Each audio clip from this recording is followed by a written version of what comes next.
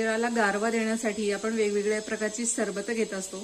So आज आपण बघणार आहोत अशाच पद्धतीचं घरच्या घरी तयार होणारं एक मस्त असं गोल्डन सरबत आणि शरीराला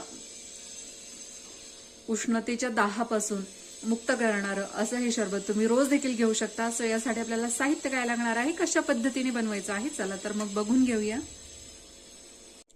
सो यासाठी आपल्याला लागणार आहेत सब्जाबी.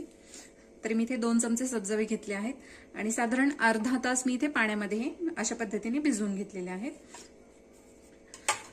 त्याचप्रमाणे अर्धी वाटी गूळ बारीक चिरून घेतलेला आहे, 1 इंच आल्याचा तुकडा, चिमूटभर मीठ, हे साधं मीठ आहे आणि चिमूटभर काळं मीठ.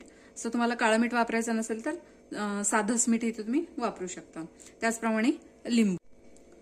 सो सर्वात आधी आपण एका भांड्यामध्ये हा चिरलेला गूळ इथे घेणार आहोत आणि यामध्ये आपल्याला अगदी थोडंसं पाणी घ्यायचंय.